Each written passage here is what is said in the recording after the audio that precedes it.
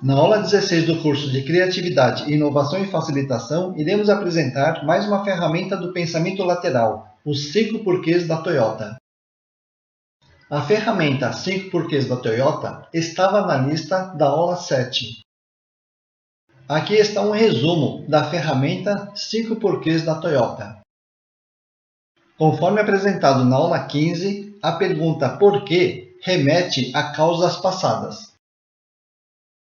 Nesta ferramenta, o ponto de partida para a pergunta por quê pode ser um tema, problema ou sintoma.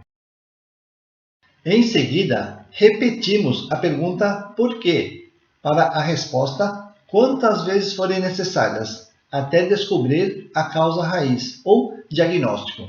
Podem ser feitas cerca de 5 perguntas.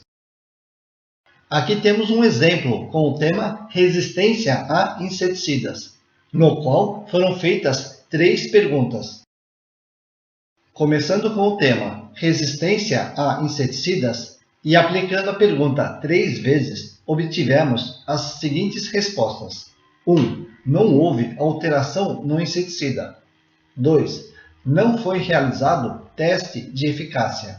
3. Falta de um programa de monitoramento da eficácia do inseticida, que neste caso foi considerado a causa raiz.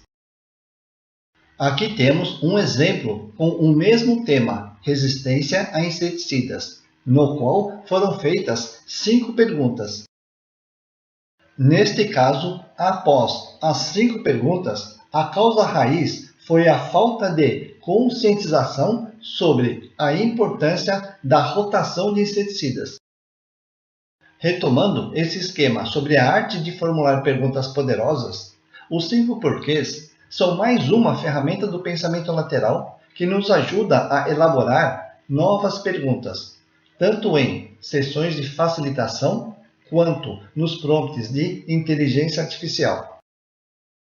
Encerrando a aula 16 do curso de Criatividade, Inovação e Facilitação. Nesta aula, apresentamos mais uma ferramenta do pensamento lateral para elaborar novas perguntas, os 5 porquês da Toyota. De forma simplista, é fazendo sucessivamente a pergunta por quê que descobrimos o diagnóstico ou a causa raiz. Podem ser 5 perguntas, mais ou menos, dependendo da situação. Lembramos que é papel do facilitador formular perguntas poderosas, e o pensamento lateral é um caminho para descobrir estas novas perguntas. Na era da inteligência artificial, saber formular as perguntas certas pode ser um grande diferencial. Até a próxima aula.